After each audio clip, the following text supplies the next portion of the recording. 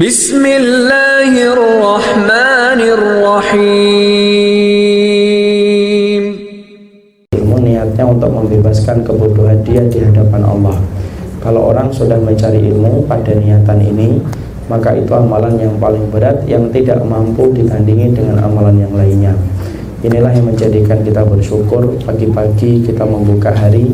Yang lain ada yang masih sibuk di perjalanan, yang lain mungkin sibuk pada kuliner yang sedang mereka santap. Tapi ibu disibukkan oleh Allah untuk kumpul di sini. Mungkin suasananya agak kurang nyaman karena harus berjejal dengan yang lainnya. Tetapi selama niat yang kita miliki adalah karena Allah, maka keutamaan mencari ilmu tidak mampu ditandingi dengan apapun.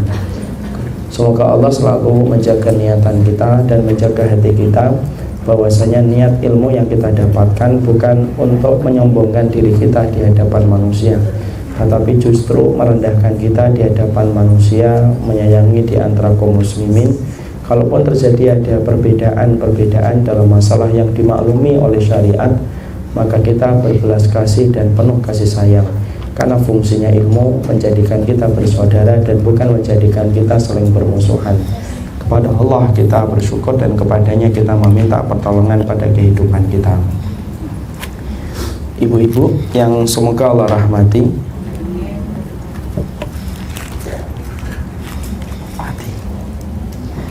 ibu-ibu yang semoga Allah rahmati dan Allah berkahi, kalau ibu pernah melihat ada anak kecil yang memiliki bobot yang sangat berat, namanya Arya dari Karawang, yang mana kalau kita memperhatikan dia tidak bisa pakai timbangan biasa ketika menimbangnya. Timbangannya harus timbangan beras, karena saking beratnya bobot yang dia miliki. Maka ketika kita mendapati ada seseorang yang bernama Arya yang begitu berat ketika ditimbang di dalam bobotnya, maka ternyata secara analogi ada pula amal yang begitu berat, sampai-sampai nanti mizan itu tidak mampu untuk menanggungnya dan memikulnya, saking beratnya amalan tersebut. Kalau Arya butuh timbangan khusus, maka ada amal-amal yang butuh timbangan khusus nanti untuk ditimbang, karena beratnya tidak sama dengan amalan dan pahala dari ibadah-ibadah yang lain. Apa amalan yang begitu berat sampai begitu sulit untuk ditimbang dengan mizan yang dipakai dalam ibadah yang lain, tapi harus perlu dengan timbangan yang khusus? Yaitu ada 3. Yaitu yang pertama, pahala dari ibadah kita di bulan Ramadan kalau ibadah Ramadan kita diterima. Kalau pahala ibadah kita di bulan Ramadan diterima, itu berat di sisi Allah, makanya butuh timbangan khusus. Yang kedua, memaafkan manusia ketika mereka zalim kepada kita, maka itu pun membutuhkan amalan, membutuhkan timbangan khusus saking beratnya pahala yang didapatkan. Dan yang ketiga, yaitu adalah ketika kita bersabar atas apa yang Allah takdirkan pada kehidupan kita. 3 amal itu membutuhkan timbangan khusus, yang mana para ulama menyampaikan 3 amal pada perkara itu sangat berat sekali, sampai-sampai nanti 3 amalan itu pahalanya diserahkan langsung oleh Allah. Orang yang nanti diterima amal Ramadannya, pahalanya langsung yang memberikan adalah Allah. Ketika ada orang yang memaafkan manusia, orang yang menzalimi dia, langsung pahalanya diserahkan langsung oleh Allah. Sama pula orang yang sabar. Orang yang sabar itu nanti pahalanya langsung yang ngasihkan itu adalah Allah, untuk menunjukkan kemuliaan bagi orang yang mampu melakukan 3 perkara itu pada hidupnya. Makanya ibu, saya buatkan analogi yang sederhana. Kalau ada perlombaan, maka yang juara harapan 1, harapan 2, biasanya yang memberikan bukan langsung presidirnya. Kalau misalkan perusahaan itu mengadakan perlombaan, tapi biasanya kalau ada orang yang dia mendapatkan juara harapan 1, harapan 2, yang memberikan pialanya itu orang lain, mungkin wakil, mungkin kemudian ketua departemen. Tapi kalau juara 1, yang memberikan langsung presidirnya, yang memberikan piala kepada orang yang memenangkan juara 1. Itu analogi yang sederhana. Jadi nanti ada amal yang saking beratnya butuh timbangan khusus, dan saking beratnya Allah yang memberikan langsung. Dan itu ada 3 amalan ibu ketika di bulan Ramadan, apabila diterima maka yang memberikan pahalanya langsung oleh Allah. Yang kedua, ketika kita memaafkan orang yang menzalimi kita, dimaafin orang yang menzalimi kita. Dan yang ketiga, yaitu adalah orang yang bersabar. Makanya kita ingin bahwasanya kehidupan kita mendapatkan jalan pintas. Bagaimana kita mendapatkan mizan yang begitu berat dalam mizan kebaikan kita. Salah satunya sabar. Cuma sabar itu merupakan sebuah amalan ibadah, terdiri dari 5 huruf SABAR.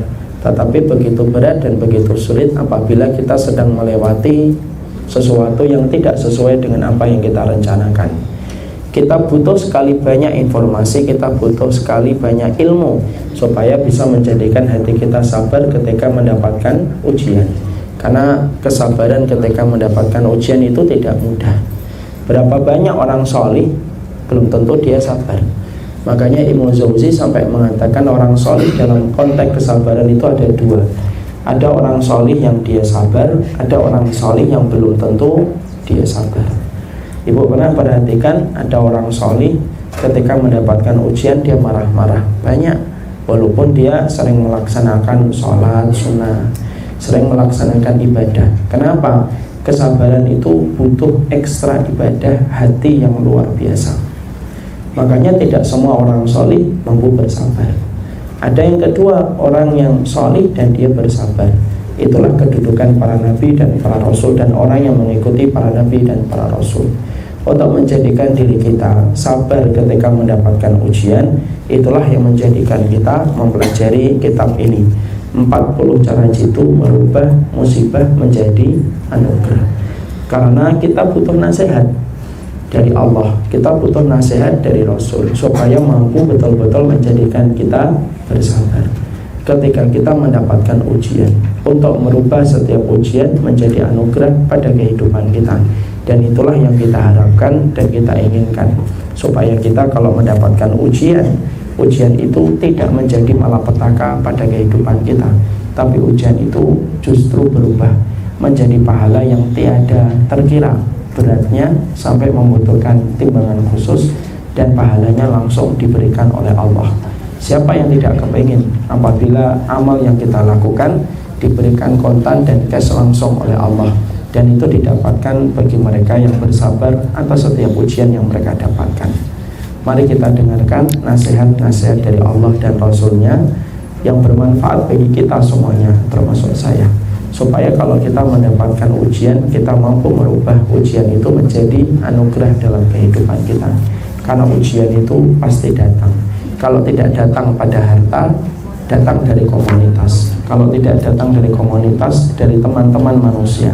Kalau tidak datang dari teman-teman manusia, datang lewat suami atau istri kita. Kalau tidak datang dari suami dan istri kita, datang lewat anak-anak kita. Tapi setiap manusia yang hidup di atas muka bumi ini, maka dia tidak mungkin menolak setiap ujian, karena ujian merupakan fitrah pada kehidupan yang tidak mampu kita lepaskan. Sekarang mari kita buka halaman 52.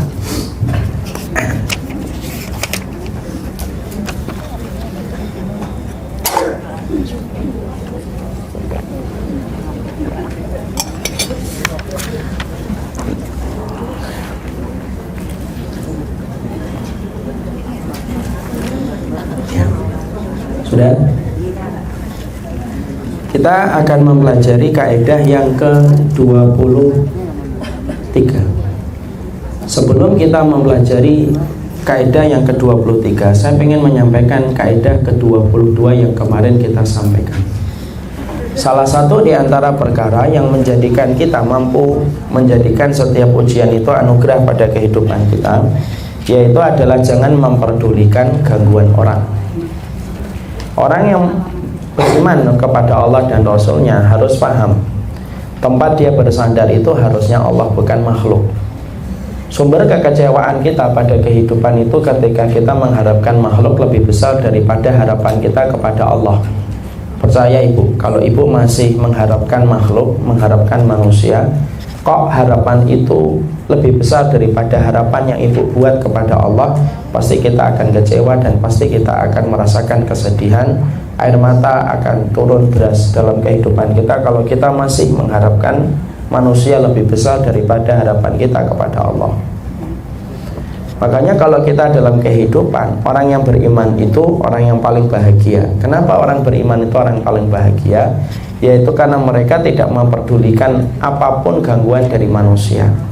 Selama dia yakin apa yang dia lakukan itu benar, apa yang dia jalani itu benar, tidak bertentangan dengan kitabullah dan tidak bertentangan dengan al-hadis ataupun as-sunnah, maka tidak usah memperdulikan apapun yang dikatakan manusia.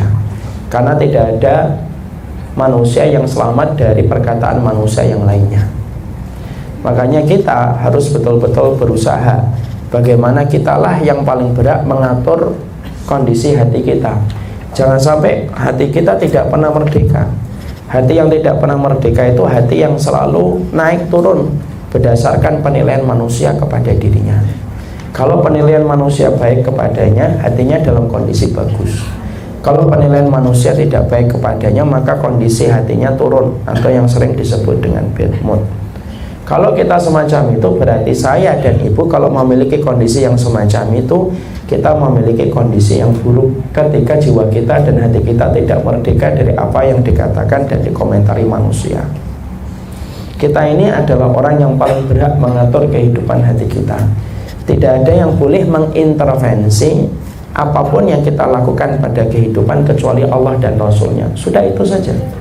Kecuali ibu salah, ibu melakukan kemaksiatan, nah itu kita harus berbenah dan mengkoreksi kesalahan kita. Tapi kalau apa yang kita lakukan sudah benar dan orang berkomentar karena mereka tidak memahami apa yang kita inginkan dalam setiap perbuatan yang kita kerjakan, maka tidak usah komentar manusia itu mengganggu kondisi hati kita.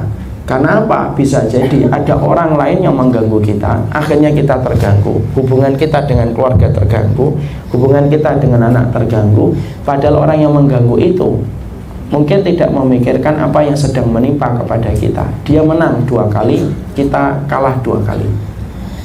Makanya tidak boleh orang lain itu mengatur kehidupan kita. Saya pernah sampaikan sebuah kisah, analogi atau ilustrasi. Ada sebuah ilustrasi yang kalau ibu masih ingat 1 bulan yang lalu saya menyampaikan. Ada seorang ibu-ibu masuk ke sebuah toko. Dia membutuhkan barang pada toko itu. Di tempat lain tidak ada barang kecuali pada toko itu. Dia masuk dan ternyata mendapati pelayan pada toko tersebut judesnya luar biasa.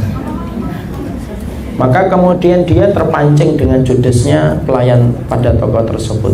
Sampai akhirnya dia marah, dia membatalkan beli barang di toko tersebut. Padahal tidak ada yang jual barang yang dia butuhkan kecuali toko itu. Keluar dia, berdiri di depan toko sambil mangut-mangut, marah dia.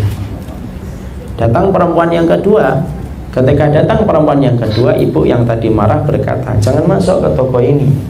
Ini pelayannya judes banget." Padahal cuma pelayan. Saya owner perusahaan aja nggak judes-judes banget. Tapi kemudian ibu itu berkata, "Saya butuh barang ini dan saya sudah cari di setiap toko, tidak ada kecuali pada toko ini." Masuklah dia dan ketika keluar dia membeli barang itu. Kemudian ibu yang pertama berkata, "Kenapa kamu bisa membeli barang tersebut pada toko tersebut padahal pelayannya judes? Jangan-jangan pelayannya tidak judes sama kamu?" Judes. Judes sekali pelayannya sama saya. Dia ngeliatin saya seakan-akan saya merampok, seakan-akan saya tidak bisa membayar barang tersebut. Tapi saya tidak memperdulikan perlakuan dia kepada saya. Karena apa? Prioritas saya mendapatkan barang yang saya butuhkan untuk saya dan keluarga saya. Saya tidak mau diatur oleh pelayan tersebut dan judesnya. Judesnya dia itu antara dia dan urusan hidupnya. Tapi dia tidak boleh merusak kehidupan saya gara-gara judesnya dia menjadikan saya tidak bisa mendapatkan barang yang saya mau. Saya tetap beli. Adapun judesnya sudah saya tinggalkan.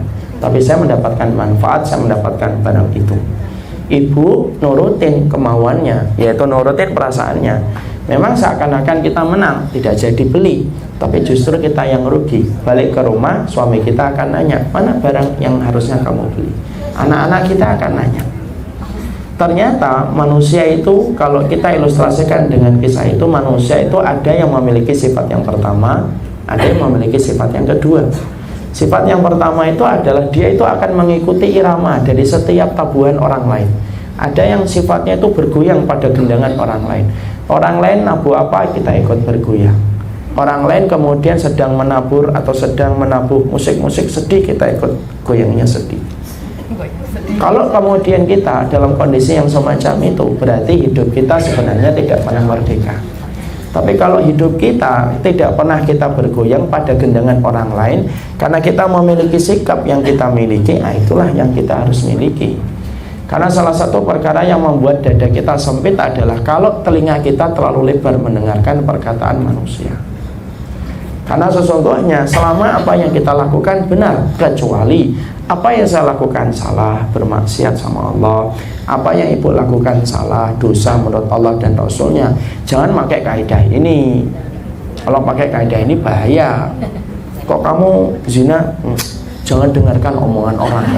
Gitu. Maka kemudian tidak betul.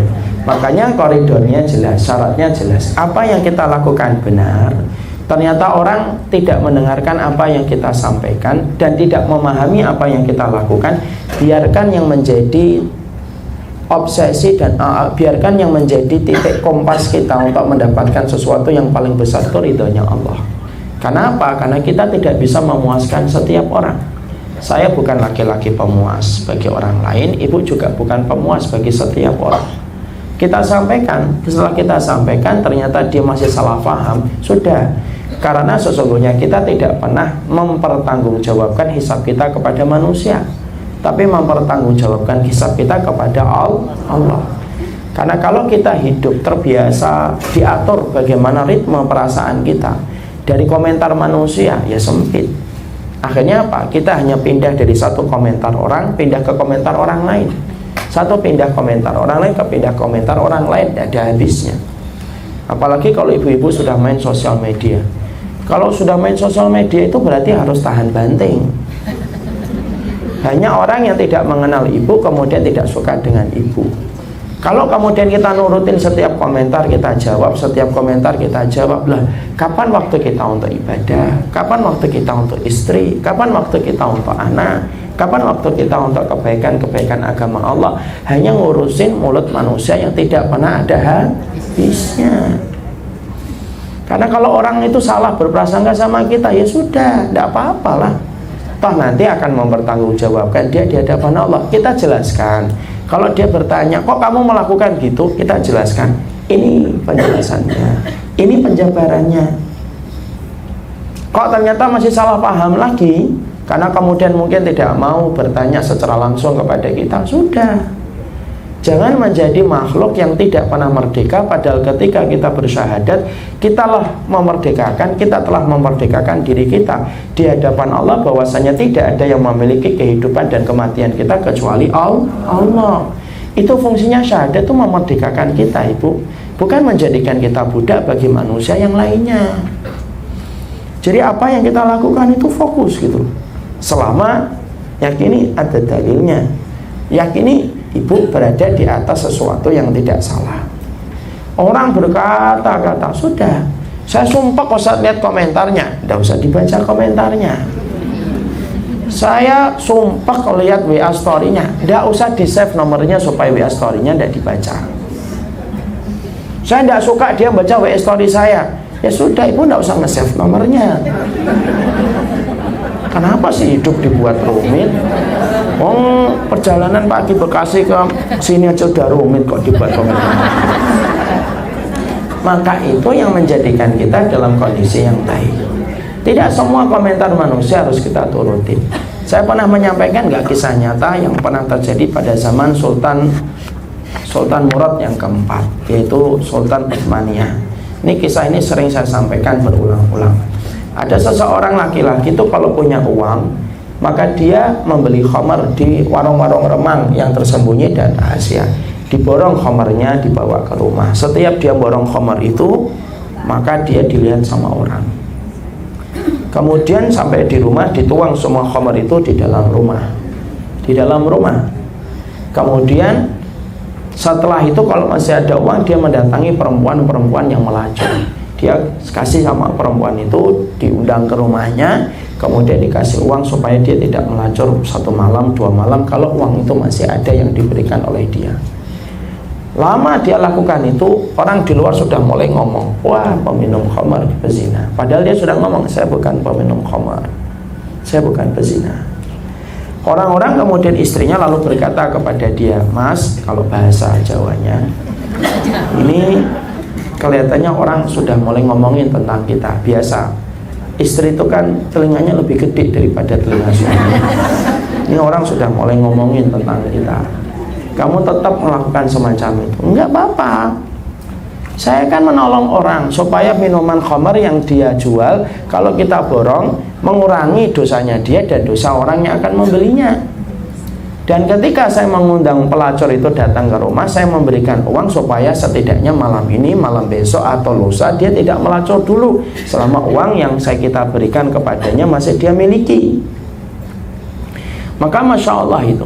Kemudian istrinya khawatir, kalau kita keadaannya semacam ini terus, nanti nanti manusia tidak akan mensolati kamu kalau kamu meninggal dunia.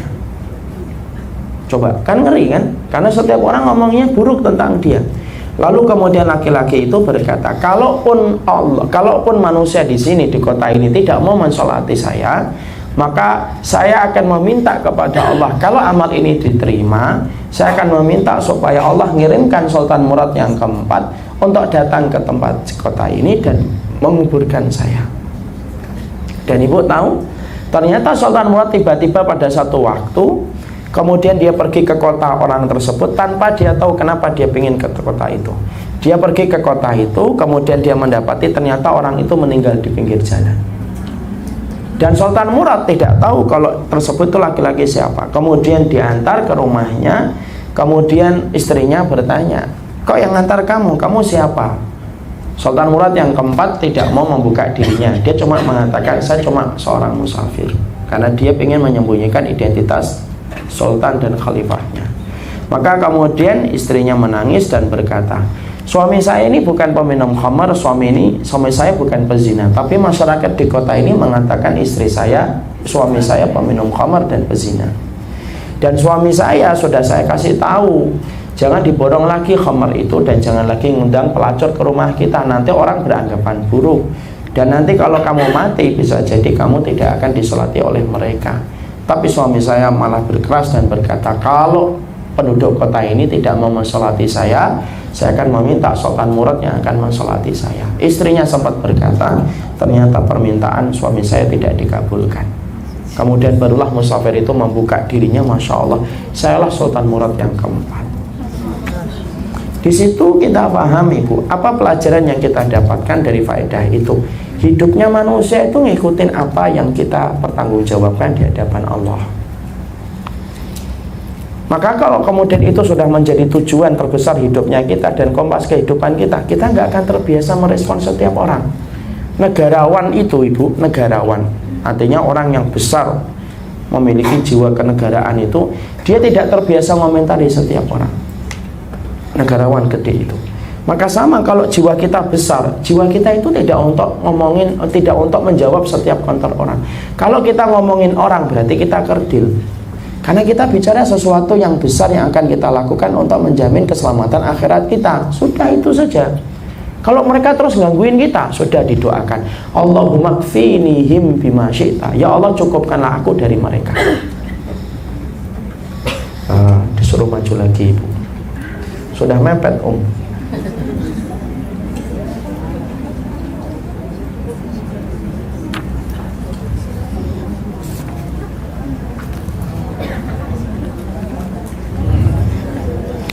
ya.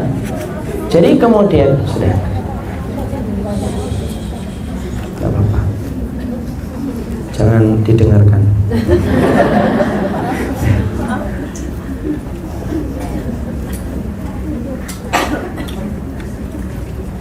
Sudah. Jadi yang kita harus lakukan kalau kemudian orang masih berkata-kata gitu, maka kita berdoa, Allahumma kfinihim bima syi'ta. Ayo kita ucapkan, Allahumma kfinihim bima syi'ta. Ya Allah, cukupkanlah saya dari apapun perbuatan dan perkataan mereka. Sudah ibu, mau diapain? Kita sudah menjelaskan pun tidak akan memuaskan apa yang menjadi hasrat keinginan mereka. Nggak ada itu. Sama ini saya akan menceritakan sedikit curhat ya. Kondisi hari ini ketika saya mungkin lagi diomongin, ditahdir. Tidak semuanya saya harus jawab. Tidak semuanya saya harus jawab, dan itu tidak penting bagi saya untuk menjawab satu persatu. Ada yang bertanya satu, kita jawab. Ada yang bertanya dua, kita jawab. Setelah itu cukup. Contoh nih, apa itu nyuruh orang itu bersatu? Saya sudah nyampaikan dalilnya. Ada dalilnya Majmu' Fatawa juz yang ketiga halaman 227. Di situ kemudian ada komitmen dari seorang ulama besar Ibnu Taimiyah untuk bersatu dengan kalangan Asy'ariyah. Jelas, sudah jawab sekali saja Ibu. Ngomongin terus, sudah, tidak usah diturutin. Karena kalau kita turutin, akhirnya banyak kita kehilangan kebaikan pada kehidupan kita. Aktivitas kita terganggu, mood kita terganggu, perasaan kita terganggu.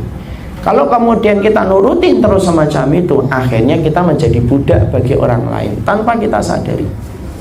Biarkan orang lain itu ngomongin apapun, selama ibu yakin apa yang ibu lakukan sesuai dengan dalil, apa yang ibu lakukan tidak menyeleweng dari perintah Allah dan Rasulnya, maka ibu pegang, ibu yakini, ibu istiqomah, dan ibu tidak usah mempedulikan apapun yang dikatakan manusia. Karena apa? Ilmu tidak mendengar orang itu cukup penting ketika memang kita sudah yakin terhadap dalil yang kita yakini. Makanya pernah ada sebuah ilustrasi lagi, Ibu. Ada kodok, Ibu, jatuh ke dalam satu lubang. Jatuh dalam satu lubang. Kemudian lubang itu agak jauh. Kemudian kodok-kodok yang lain yang di atas itu ngeliatin dari pinggir lubang itu. Terus kemudian mereka teriak-teriak, kalian tidak akan bisa naik lagi, kalian mati di lubang itu. Tidak usah nanya lah, kapan kodok bisa ngomong? Ilustrasi. Ini ilustrasi. Maka kodok-kodok yang di pinggir lubang itu berkata, kalian tidak akan bisa itu. Kodok yang pertama ketika dia mendengar itu gitu, akhirnya dia pesimis, akhirnya dia tidak melakukan apa-apa. Hujan mulai turun, rintik-rintik, dia sudah tidak melakukan apa-apa. Tidak ada effort yang dia berikan, tidak ada usaha yang dia kerjakan. Kenapa? Dia sudah termakan dengan omongan-omongan kodok di atas. Tapi beda dengan kodok yang satunya. Kodok yang satunya setiap melihat orang itu teriak, kodok-kodok teriak di atas, maka dia lompat, gagal, lompat lagi. Disorakin sama di atas, tidak bisa, lompatan kamu itu tidak bisa sampai ke atas. Mundur lagi, lompat lagi, gagal lagi, mundur lagi lebih jauh, lompat lagi, sampai beberapa kali akhirnya dia bisa naik ke atas. Tepat ketika air sudah mulai menggenang di lubang tersebut. Kodok yang pertama akhirnya tenggelam dalam lubang tersebut. Kodok yang kemudian yang kedua, dia justru selamat. Ternyata kodok yang kedua kenapa bisa selamat? Kok beda antara kodok yang pertama dengan kodok yang kedua? Karena kodok yang pertama bisa dengar, kodok yang kedua tuli, Bu. Jadi setiap dia dengar ucapan apapun itu, dia tidak ngerti itu, dianggap sedang nyorakin dia dan memberikan semangat sama dia. Ayo terus, lompat lagi. Karena dia tuli, wah disorakin lagi, mundur lagi, kencang lagi, ayo terus. Dia mandangnya itu ayo terus, padahal kodok-kodok di atas itu bukan mengatakan terus, dia mengatakan tidak bisa, tidak bisa. Kadang-kadang kita itu harus tuli. Paham ya ilustrasi itu ya? Nanti jangan sampai nggak paham. Itu sampai ke rumah ditanya, tadi belajar apa? Kodok tuli. Itu ilustrasi. Saya nggak ngomong cebong, saya ngomong kodok. Saya itu orangnya kan santun, jadi nggak mungkin kayak gitu aja. Jangan mancing-mancing saya ya. Saya sudah menahan rasa dan menahan emosi ini. Maka kemudian akhirnya kodok yang kedua itu ini. Apa pelajaran yang kita dapatkan dari ilustrasi itu? Pelajaran yang kita dapatkan dari ilustrasi itu bahwasanya manusia itu kadang-kadang memang harus tuli. Saya itu sumpah Ustaz, ya harus tuli. Gimana tulinya? Ya kalau memang kamu lagi diserang atau kemudian kamu dikomentari, ya sudah matikan handphone, kamu pindah kepada yang lainnya. Kan sudah kita bahas. Kalau kita sedang mendapatkan ujian, jangan fokus pada angin ujian yang menimpa kepada kita dan menerpa ke kita. Ambil kegiatan yang lain untuk menghilangkan beban ujian yang kita kemarin sedang menghadapinya. Sama, kalau kita lagi pusing, ya mungkin dimatikan handphonenya, mungkin baca, mungkin menghafalkan Quran. Saya yakin kalau menghafalkan Quran itu akan sedih juga. Kenapa? Karena hafalannya nggak nambah-nambah. Jadi saya nggak nyindir. Saya nggak nyindir ya. Tapi kalau ada sindir ya alhamdulillah lah. Makanya di situ akhirnya kita memahami, itulah yang kemudian kita harus lakukan. Kadang-kadang ibu harus menjadi kodok puli, tapi saya yakinkan jangan sampai salah paham ya. Bahwasanya kita kemudian akhirnya kalau ada nasihat, walaupun kita salah kita nggak mau dengerin. Jangan. Kalau memang salah harus siap untuk mereparasi, untuk kemudian memperbaiki, mengevaluasi. Kalau ibu ada dosa misalkan kok nggak pakai jilbab, itu berarti nasihat baik. Jangan pakai ilustrasi kodok. Boleh saya, nggak dengar. Jangan gitu. Apa yang saya sampaikan ketika kita harus kadang-kadang tuli itu kapan? Kalau apa yang kita lakukan sudah berpegang kepada dalil yang sahih, kita juga tidak menyimpang dari apa yang disampaikan Rasul, sudah. Tidak bisa kita memuaskan setiap orang, itu tidak bisa ibu. Sekali lagi, karena kita bukan pemuas bagi setiap manusia yang lahir dalam kehidupan di sekitar kita ya. Dan sekali lagi kan, jangan, kemarin ingat gak apa yang saya sampaikan? Oh tapi dia tetap menghujat saya Ustadz. Tidak usah diperdulikan. Jangan mencari nama pada hati yang tidak pernah menggores namamu pada hati mereka. Sadis ya. Jadi kemudian carilah nama kita pada hati yang menggores nama kita pada hati mereka. Siapa itu? Keluarga kita, anak-anak kita, ring pertamanya kita. Sudah, membahagiakan mereka saja kita masih belum bisa. Kadang-kadang mereka sudah baik sama kita, kita belum bisa membalas kebaikannya. Ngapain kita nyari nama pada hati orang yang tidak pernah menggores nama kita pada hati dan jiwa mereka? Letih, ya kan? Letih, lelah. Carilah namamu pada mereka yang menggores namamu pada hati mereka. Itulah kata yang bagus insya Allah. Paham ya sampai di situ? Ya. Yang ketawa-ketawa itu yang ibu-ibu di bawah 40, yang ibu-ibu di atas 50 nggak paham.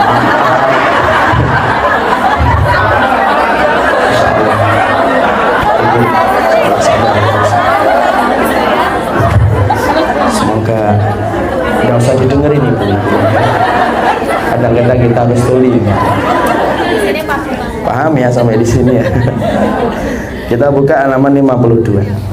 Sekarang kita buka 52. Yang ke-23 yaitu adalah ketika kita mendapatkan ujian itu bergegas melaksanakan sholat. Karena kita mendapati dalam perintah Al-Baqarah 45, wasta'inu bisabri wassalah.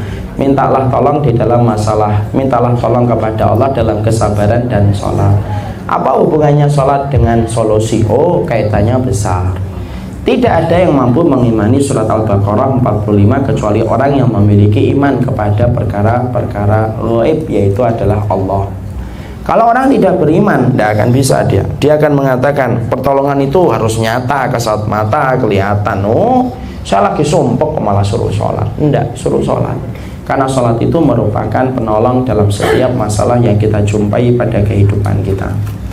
Makanya orang yang menjaga sholatnya, maka dia sedang menaikkan kualitas hidupnya.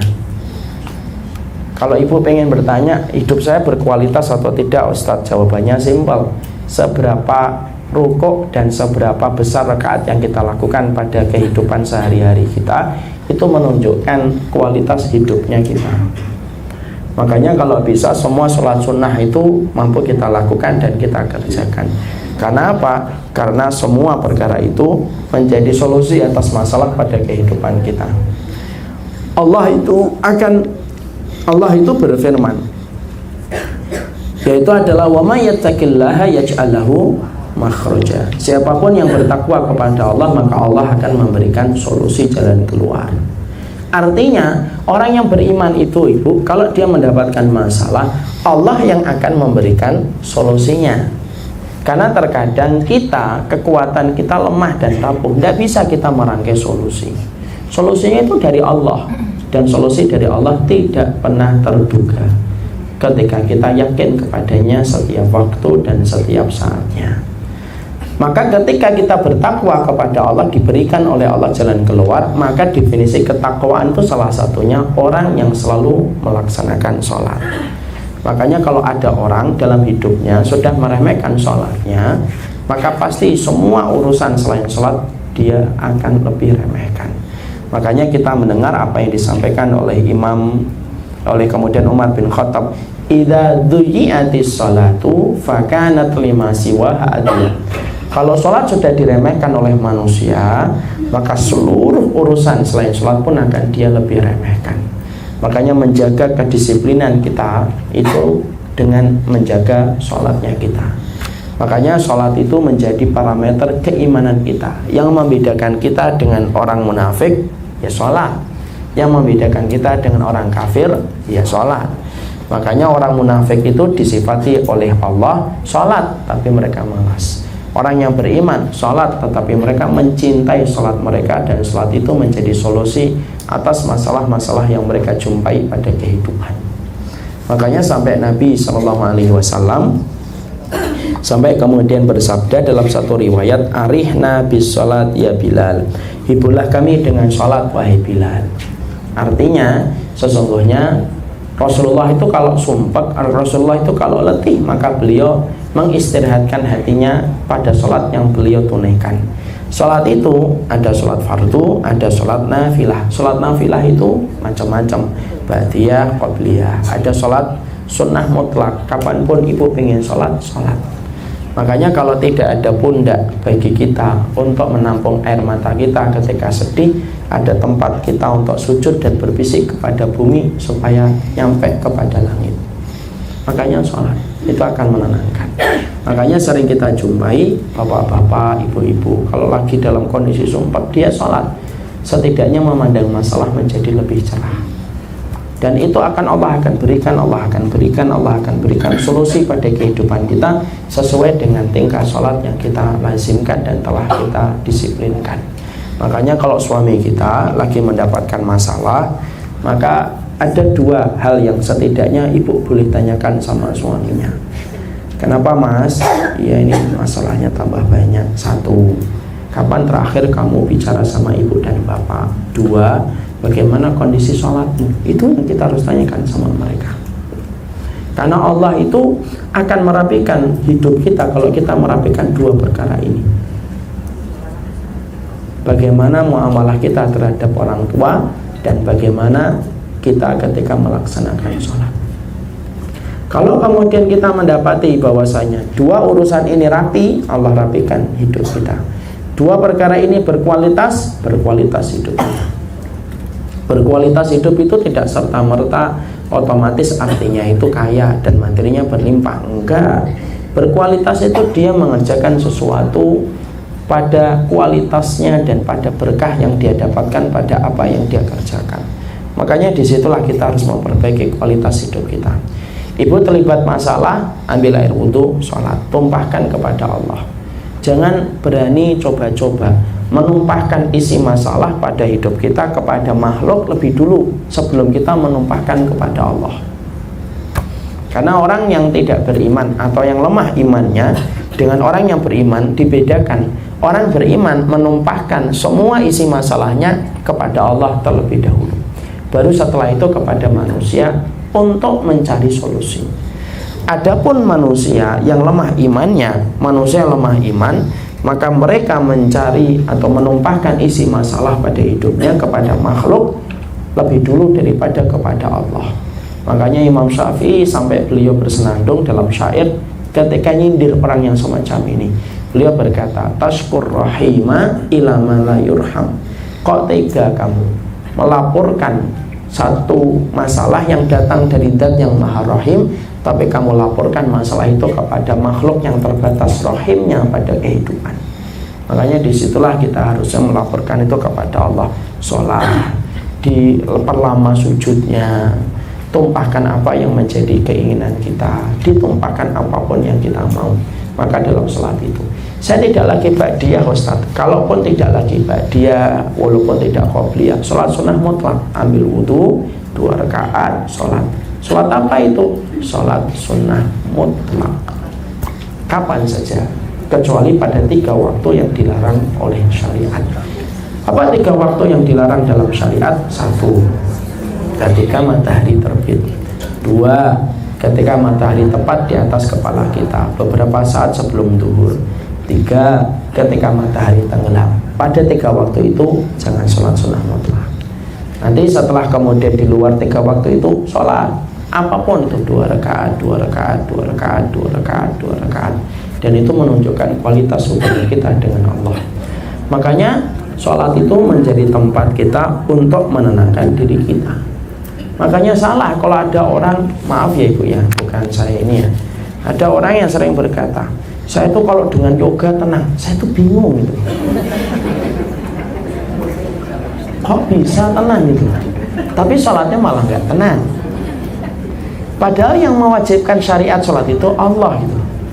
Kok sampai kita melampiaskan ketenangan itu pada perkara-perkara yang justru tidak Allah perintahkan, itu malah kita bingung. Karena tempat kita itu kemudian akan merasakan kenikmatan itu ketika sholat. Makanya ibu kalau lagi masalah banyak, ibu wudhu, rasanya beda atau tidak beda? Beda. Ibu wudhu, ibu sholat.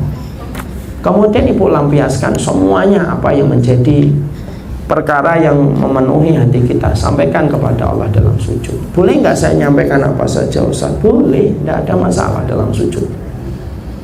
Ya, kemudian kita lampiaskan semuanya dengan doa-doa yang ada sesuai dengan apa yang disampaikan di dalam kitabullah dan sunnah. Kemudian duduk tenang, maka pasti Allah akan memberikan solusinya.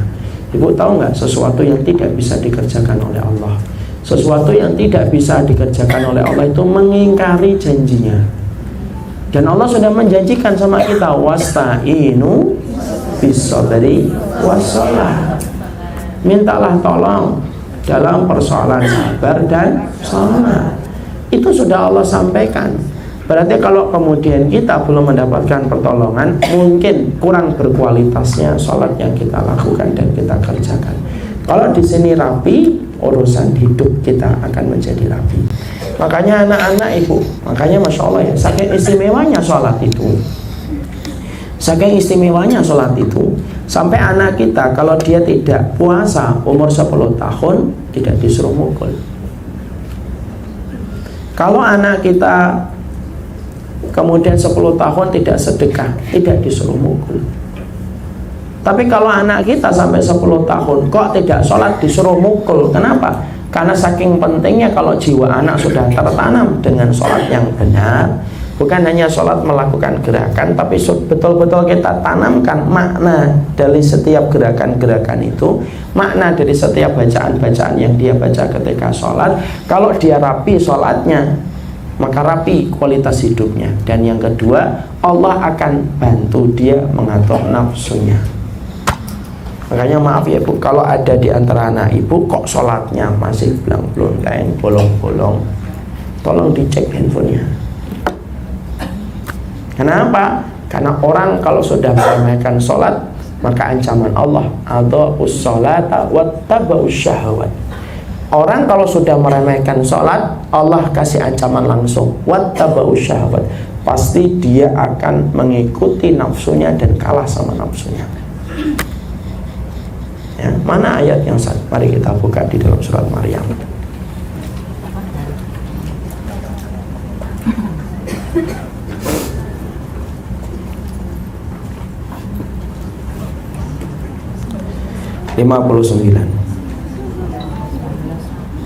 Surat ke-19 ayat 59.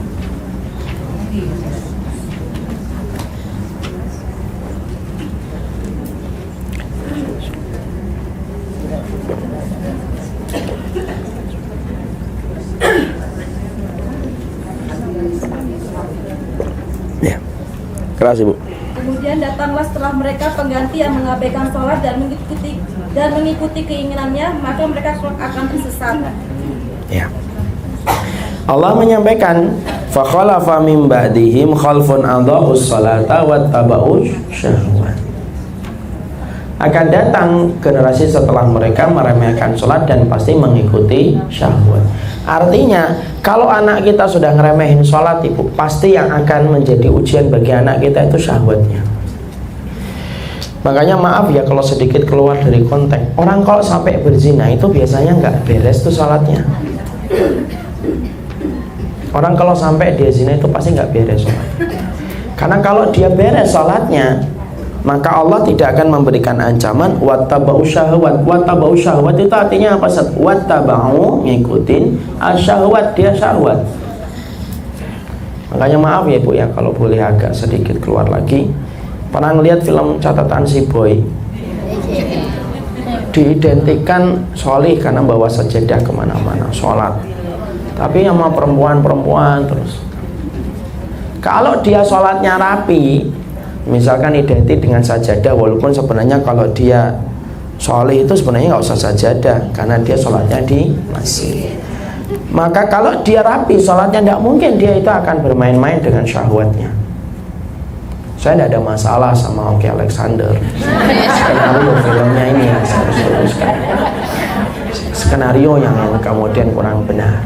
Maka ini yang kemudian kita perhatikan. Makanya anak kita, kenapa kalau dia 10 tahun tidak sedekah, Ibu tidak disuruh mukul. Anak kita 10 tahun tidak puasa, Ibu tidak boleh mukul. Tapi kalau anak Ibu 10 tahun tidak sholat, Ibu suruh mukul. Ya. Kenapa? Kalau anak sudah bertumbuh kembang, dia sholatnya benar, maka pasti Allah akan bantu mengendalikan syahwatnya. Dan itu yang kita harus kerjakan itu. Makanya inilah yang menjadikan kita akhirnya apa? Memang sholat itu parameter dari semua kebaikan kehidupan itu dialah satunya diukur dari sholat. Yang paling penting sholat, Ustaz. Dalam amalan dohir yang paling penting sholat. Dalam amalan hati yang paling penting niat. Karena amalan kan ada dua, ada amalan dohir, ada amalan hati. Makanya kemudian amalan dohir itu memang sholatnya. Kalau anak sudah sholatnya terjaga, bagus, dan kemudian orang tuanya pun terjaga dan bagus, maka salah satu perkara yang Allah lindungi dari orang yang senantiasa menegakkan sholat, yaitu Allah akan jaga dia dari syahwat. Syahwat itu bisa kemana-mana Ibu. Syahwat tentang masalah zina, syahwat tentang dunia, syahwat tentang materi, itu semuanya terletak pada urusan penjagaan mereka dalam urusan sholat. Makanya inilah yang kita kemudian lakukan, yaitu adalah menjadikan kehidupan kita betul-betul menikmati setiap sholat yang kita lakukan untuk menjadi solusi pada kehidupan kita. Berapa rakaat yang kita lakukan dalam satu hari itu menunjukkan kualitas hidup kita di hadapan Allah. Kenapa? Karena ikatan kita dengan Allah terletak pada sholat. Jadi kalau kita pengen tahu kualitas hidup kita itu seberapa Ustaz, ya seberapa besar kamu melaksanakan rakaat dalam sholatmu. Makanya kalau ada ibu-ibu sudah bisa melaksanakan sholat, misalkan 12 rakaat sholat rawatib dia kerjakan, sholat duha dia kerjakan, sholat malam dia tidak pernah luput, maka kebaikan itu memancar pada kehidupannya. Dan Allah akan memberikan kepadanya bilik-bilik di surga yang begitu indah bagi mereka-mereka yang senantiasa memperhatikan urusan sholatnya. Makanya itulah yang Allah kemudian berikan. Makanya jangan sampai urusan sholat itu menjadikan kita terlaknat. Karena ada orang yang sholat juga terlaknat. Siapa orang yang terlaknat dalam sholat? Banyak tafsir yang disampaikan para ulama. Yang pertama, ada orang yang sholat tapi terlaknat, yaitu yang pertama sholatnya tetapi niatnya bukan karena Allah, tapi karena pujian manusia. Ada yang sholatnya dia sholat tapi terlaknat, yaitu adalah orang yang meninggalkan rukun dalam masalah sholat. Contohnya sholat itu harusnya tenang, dia buru-buru. Itu namanya tumakninah. Tumakninah itu tenang dan tumakninah itu rukun. Kalau hilang, hilang hukum satu sholat. Dia hilangkan, dia tidak tumakninah, dia cepat sholatnya kayak Ferrari, maka kemudian dia terlaknat dalam sholat yang dia lakukan. Makanya disitulah kita akhirnya paham. Jangan sampai kemudian kita meninggalkan sholat karena merupakan bagian dari solusi kehidupan kita dalam masalah sholat. Kemudian yang ke-24, apa itu yang ke-24? Yaitu adalah bergembira karena kita akan mendapatkan pahala yang besar. Maka sesungguhnya ketika kita mendapatkan ujian itu kita bergembira, karena dibalik setiap ujian dan kesulitan yang kita dapatkan ada pahala yang besar. Walaupun ini tidak gampang, ini membutuhkan iman ekstra yang ada pada hati kita. Tapi setidaknya orang yang paham dibalik setiap ujian itu ada pahala yang besar, maka dia akan sedikit bergembira terhadap ujian yang mereka dapatkan. Kalau bukan karena ujian, ibu, tidak ada bedanya antara kita dengan munafik. Karena munafik itu tidak pernah diuji. Ini kodoknya siapa? Ini kodok yang di atas atau yang di bawah? Karena sesungguhnya sudah kita tinggalkan kodoknya. Jangan-jangan itu kodok yang berhasil lompat itu. Berarti kodok yang budek tadi. Maka kemudian kita harus mengetahui bahwasanya di balik setiap ujian itu ada pahala yang sangat besar. Menanamkan ini adalah merupakan perkara yang berat kalau sedang tertimpa ujian tersebut. Kita mudah berkata kalau ada teman kita meninggal ibunya, kita berkata yang sabar ya, insya Allah pahalanya besar. Kalau kita tidak sedang menjadi pelaku dalam ujian itu. Tapi kalau kita menjadi pelaku dalam ujian tersebut, itu memang betul-betul luar biasa. Setan itu akan berusaha membuat was-was kita supaya hilang rasa kesabaran yang kita miliki, walaupun kita tahu ilmunya, walaupun kita tahu pahalanya besar. Kenapa? Kerjanya setan itu membuat was-was. Contoh, ibu kita meninggal dunia, maka kadang-kadang setan itu membuat was-was pada hati kita yang menjadikan kita ridho, hilang ridhonya. Coba kalau ibu saya ajak ke Jakarta. Coba kalau ibu saya ajak ke Singapura pengobatannya ini. Coba kalau saya mungkin di sampingnya ibu. Selalu kayak gitu, itu was-was. Dan was-was itu merupakan kayak jamur dia yang menggerogoti keridhaan kita terhadap satu ujian yang Allah berikan kepada kita. Padahal bagi orang yang beriman, ujian itu memang bagian dari fitrah kehidupan. Tidak ada orang yang hidup itu kecuali pasti akan diberikan ujian oleh Allah. Orang yang hidup kemudian dia tidak mau mendapatkan ujian pada hidupnya, berarti dia hidup di negeri impian dan dongeng. Tidak mungkin dia akan mendapatkan yang semacam itu. Karena pasti kita akan merasakan kesedihan, kita akan merasakan air mata, kita pasti akan merasakan kesulitan. Kenapa? Karena dunia ini diciptakan oleh Allah, berisi di dalamnya kesulitan dan berisi di dalamnya berbagai macam ujian. Makanya Allah memberikan kabar gembira bagi orang yang sabar. Dan kalau kemudian kita berpikir, sering saya sampaikan, kalau kita berpikir, kalau bukan karena ujian, lalu dari mana kita akan mendapatkan pahala kesabaran? Saya pernah didatangi, ada keluarga datang menceritakan salah satu anaknya yang lahir yang muda, kemudian agak terlambat ketika berbicara. Maka nasihat yang saya sampaikan, kalau semuanya dimudahkan bagi antum, terus antum nanti dapat pahala kesabaran dari mana? Antum menikah, istri antum kemudian nurut sama antum, suruh pakai jilbab nurut, anak antum pertama lahir cepat, lo dua juga normal baik. Kalau semuanya dimudahkan untuk kita, malah kita bingung dari mana kita mendapatkan pahala kesabaran. Walaupun kita tidak boleh minta diuji, tidak boleh, ya Allah ujilah saya, tidak boleh. Karena bisa jadi kita mungkin tidak kuat. Tapi ketika kemudian kita tidak boleh meminta diuji, tapi kalau ujian itu datang, dihadapi. Dan salah satu perkara untuk menghadapi ujian itu apa? Menanamkan pada hati, menepis bisikan setan. Di balik setiap ujian itu pasti ada kebaikan besar yang Allah berikan untuk kita.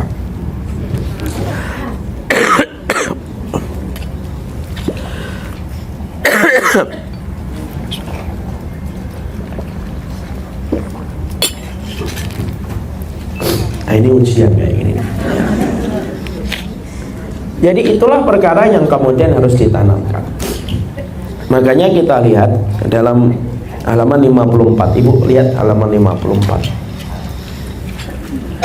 Ketika Ummu Ibrahim, seorang wanita ahli ibadah, diinjek unta hingga kakinya patah, satu kaum mendatanginya dan menghiburnya. Maka ia mengatakan, seandainya bukan karena musibah di dunia, maka pasti kita akan datang di akhirat dalam kondisi bangkrut. Masya Allah ya. Jadi kemudian ketika kakinya patah, diinjek sama unta, Ummu Ibrahim mengatakan, loh kalau bukan karena musibah ya kita akan datang kepada urusan akhirat kita dalam kondisi bangkrut. Kenapa? Karena kita tidak akan mendapatkan pahala-pahala besar kalau kita kemudian tidak diuji oleh Allah. Dan ujian itu selalu bernilai kebaikan untuk kita. Jadi kalau ibu sudah menutup aurat, sudah sholat, sudah ikut taklim, kok tetap mendapatkan ujian, berarti Allah itu sedang mengirimkan skenario terbaik supaya kita kembali kepada Allah setelah kita mendekati garis ajal. Jadi ketika mendekati garis ajal, Allah kirimkan ujian untuk kita. Berarti Allah mengirimkan skenario yang terbaik supaya kita melihat kembali kepada Allah. Dan orang yang bersabar ketika diberikan kesulitan oleh Allah adalah orang yang paling besar bahagianya nanti ketika di akhirat. Siapa orang yang paling menderita dalam ujian kehidupan manusia? Bukan kita ibu, tapi Rasulullah.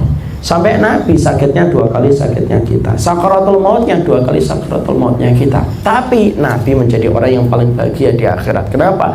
Pemimpin penduduk surga itu Rasulullah. Semua ada waktunya ibu. Semua itu ada waktunya. Jadi tidak bisa kita ngarepin dunia sebagaimana hidup di sebuah negeri dongeng. Tidak mungkin itu. Mustahil itu terjadi. Makanya kalau Allah memberikan kesulitan, maka di balik setiap kesulitan ada rasa yang nikmat yang kita akan dapatkan. Makanya bersabar atas ujian yang kita dapatkan, karena kita ingat pahala yang menanti bagi orang yang bersabar. Ibu kalau lelah berdiri, duduk itu nikmat atau tidak nikmat? Nikmat. Tapi kalau ibu berduduk terus, berdiri nikmat atau tidak? Nikmat. Allah kenapa orang itu jadikan orang mukmin itu penjara dunianya itu penjara, Ustaz? Loh, supaya Allah jadikan dunia itu penjara bagi orang yang beriman, supaya nanti ketika dia di akhirat, ketika di surga itu ngerasakan nikmatnya itu maksimal. Makanya orang beriman itu diuji terus. Kenapa? Supaya Allah itu tahan bentar ya, kamu tunggu sebentar, nikmatnya sebentar lagi. Nanti kalau kamu sudah meninggal, selesai kok, selesai, sebentar aja. Itu Allah itu sebenarnya secara tidak langsung sedang bicara semacam itu kepada kita. Layaknya kita ketika lagi puasa itu kan diuji. Tapi kalau kita lagi puasa ketika diuji, maka kemudian ketika buka puasa itu kan nikmatnya menjadi double. Minum segini itu mungkin langsung sekali teguk habis. Tapi karena saya hari ini tidak puasa, minum segini tidak bisa-habis dari tadi. Kenapa? Tidak terlalu nikmat. Coba kalau saya minumnya nanti jam 6, dari pagi tadi saya kemudian setengah 5 saya tidak minum. Minum segini tuh nikmat betul. Mending makan, ngelihat makan aja kelihatan nikmat kok. Kalau lagi puasa itu. Coba kalau lagi tidak puasa, ngelihat kayak gini tuh, malah ngelihat cabenya yang lebih nikmat. Karena kita lagi tidak puasa. Coba kalau lagi puasa. Kalau lagi puasa tuh semuanya kelihatannya nikmat gitu. Lihat kami ya bu, kayak rendang, kecoa kayak dendeng. Lagi puasa. Tapi ketika nanti berbuka, maka kemudian kita akan merasakan kenikmatannya. Minum air putih aja nikmatnya luar biasa. Allah itu sebenarnya, kalau ada yang nanya, Ustadz betul nggak hadis yang mengatakan dunia itu penjara bagi orang beriman? Betul, hadisnya sahih Ustadz. Sahih. Kenapa Allah jadikan orang mukmin itu penjara dunianya itu, Ustaz? Supaya nanti ketika dia sudah di akhirat, semuanya jadi nikmat. Ya, makanya Allah tahan sebentar. Makanya Allah itu maha baik, Ibu. Kenapa kita bisa mengatakan Allah maha baik? Coba kita cuma dikasih ujian 40 tahun misalkan. Itu pun baliknya dari 12 tahun. Berarti dia 28 tahun hanya beramal. Tapi balasannya tanpa putus kekal selama-lamanya. Kurang baiknya apa Allah itu sama kita? Itu kalau umur kita 40, kalau umur kita 50, berarti cuma 38 tahun. Dan tidak ada orang 38 tahun diuji itu, enggak, pasti dia sempat ketawa, dia sempat merasakan kebahagiaan. Kenapa? Karena setiap ujian itu pasti ada kemudahan yang sedang Allah berikan. Kadang-kadang kita itu suka menghitung-hitung ujian, tapi melupakan kenikmatan yang sudah Allah berikan kepada kita. Sifatnya manusia itu kan gitu. Makanya Hasan Al-Basri ditanya, sifatnya manusia itu gimana sih? Sifatnya manusia itu dua. Satu, ya'udul masaib. Manusia itu akuntan paling teliti kalau sudah menghitung ujian. Yang kedua, yansani' marabbihi. Tapi amnesia kalau sudah menghitung kenikmatan Allah. Ujian itu Allah berikan hanya seujung kuku. Adapun kenikmatan yang Allah berikan kepada kita seluas samudra. Maka harusnya yang seujung kuku tidak boleh menghilangkan samudra kebaikan yang telah Allah berikan kepada kita. Allah uji ibu dengan suami. Sebenarnya Allah sudah mudahkan ibu banyak. Ibu mendapatkan orang tua yang mungkin baik banget sama ibu. Dapat kemudian sekolah itu juga lancar. Uang sekolahnya juga gampang. Tapi tiba-tiba Allah kirimkan ujian, misalkan suami. Ujian itu hanya seujung kuku di antara samudra kenikmatan yang Allah berikan. Cuma setan itu meniupkan was-was yang menjadikan kita melupakan samudra kenikmatan yang Allah berikan, dan kita hanya melihat ujian yang Allah berikan. Tidak mungkin Allah itu salah takar. Allah itu maha rahmat, dan maha rahmatnya Allah itu memberikan kebaikan kepada kita jauh lebih banyak daripada ujian. Itu harus yakin. Makanya di balik setiap ujian itu selalu ada sebuah kebaikan yang Allah berikan untuk kita. Bersabarlah, karena kesabaran itu ada waktunya ketika sudah menuju kepada kehidupan akhirat kita. Makanya kalau kita mendapatkan satu perkara yang berat, maka Allah sedang memberikan kebaikan untuk hidup kita. Dan itu caranya Allah, supaya kita gugur dosa-dosa yang kita lakukan. Makanya kalau bukan karena musibah, kita akan datang dalam kondisi bangkrut. Saya ambilkan contoh ibu. Kenapa orang yang beriman itu diuji terus, Ustaz? Gini loh, misalkan ini ada kotorannya, maka yang kita lakukan itu digosok kita, ya atau tidak? Makanya digosok itulah ujian kita, ibu. Jadi kalau kita sedang mendapatkan ujian, suudzon sama dirinya, oh mungkin saya memang banyak dosa. Allah kirimkan orang-orang untuk menjadi ujian bagi saya, untuk menggugurkan dosa-dosa saya dulu. Karena kalau apa? Karena kotor itu kalau semakin dekil, semakin susah untuk dikucek. Harus dikucek terus. Ibaratnya digoyang-goyang gitu, supaya rontok satu persatu dosa-dosa yang kita miliki. Ya, makanya saya pernah melihat ada seseorang sedang konsultasi kepada seorang ustadz sepuh, umurnya sudah 60-an tahun. Saat itu ada di sampingnya itu ada ibu-ibu, kemudian konsultasi sama beliau. Ustadz, kenapa ujian saya banyak gitu? Dalam keluarga ini tidak putus-putus, Ustadz. Kenapa? Ustadznya berkata, karena Allah tahu mungkin mungkin banyak kekurangannya di masa lampau. Dan karena Allah sayang, Allah kasihkan itu penggugurnya di dunia daripada penggugurnya nanti di akhirat. Karena penggugur di akhirat itu apa? Neraka. Karena Allah saking sayangnya sama Allah itu tidak mau memberikan pembersih dosanya itu dengan api neraka. Allah kasih dan Allah segerakan di dunia. Jadi husnudon. Saya itu dengar itu tuh, Masya Allah, iya ya. Kadang-kadang Allah memberikan kepada kita ujian itu, jangan bertanya kenapa, pasti ada hikmahnya. Dan salah satu hikmah yang nampak pada setiap ujian yang kita dapatkan, itu cara Allah menggugurkan dosa kita kok. Karena saya sudah pernah menyampaikan enggak? Kadang-kadang tobat kita belum tentu diterima, istighfar kita belum tentu datang dari hati yang khusyuk. Dengan ujian Allah rontokkan dosa itu. Makanya saya pernah bertanya sama ibu saya, ibu, kenapa ya kok ibu dikasih ujian itu? Ujiannya 2 anak. Yang pertama anaknya Down syndrome, cerebral palsy. Yang kedua cerebral palsy. Kenapa? Ibu saya jawab, Nang, kalau orang Jawa itu belum tentu kadang-kadang kita tobat, belum tentu nasuha.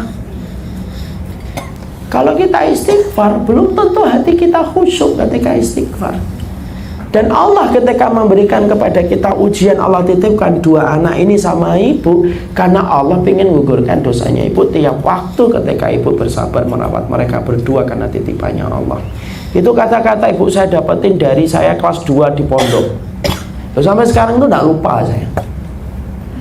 Jadi kalau kita mendapatkan ujian tuh ngomong sama diri kita masing-masing. Ya, saya juga kadang-kadang tobat kita memang belum tentu nasuha, istighfar kita belum tentu khusyuk. Lah kalau tobat kita belum tentu nasuha, istighfar kita belum tentu khusyuk, berarti dosa kita belum tentu dia dihapus. Tapi kalau kita mendapatkan ujian cuma satu, sabar, anak terima ya Allah, kalau ini memang ketetapanmu sudah engkau atur 50.000 tahun sebelum engkau menciptakan langit dan bumi, sudah engkau atur ya Allah, aku terima ya Allah. Ketika engkau terima ujian itu, walaupun engkau tidak sedang bertaubat, walaupun engkau sedang tidak istighfar, tapi engkau terima apa yang Allah tetapkan untuk dirimu, maka saat itulah berguguran dosa-dosamu. Dan Allah menyegerakan itu karena Allah tidak ingin kita mendapatkan jilatan api neraka. Coba, apa kurang sayangnya Allah dalam ujian? Jadi kalau Allah ngasih ujian sama kamu itu apa? Kenapa Allah menguji saya? Karena Allah tidak ingin kamu terjilat sama api neraka. Karena dosa kalau sudah dibawa mati itu jilatan api neraka yang kemudian berhak untuk mengambilnya. Ketika Allah tidak mau kamu terjilat api neraka, maka Allah ngasih kamu ujian. Loh, kalau kamu nggak mau diuji terus gimana? Nah, cara mau membersihkan dosa terus gimana? Oh, kita ini makhluk pendosa setiap harinya dan setiap waktunya kok. Tobat kita belum tentu nasuha, istighfar kita belum tentu khusyuk. Makanya kemudian kita kalau mendapatkan ujian, terima ya Allah, saya terima ya Allah. Karena kalau ibu tidak terima pun ujian itu tidak berkurang. Saya tidak mau terima, saya menuntut, memang berkurang ujiannya? Tidak berkurang, justru malah tambah berat. Dan itu yang kemudian menjadikan kita akhirnya mengerti. Berarti kalau Allah sedang uji antum, sedang uji saya, apa yang kita dapatkan? Allah tidak ingin kita terjilat api neraka. Makanya Allah segerakan ujian itu di dunia supaya tidak mendapatkan jilatan api neraka di akhir.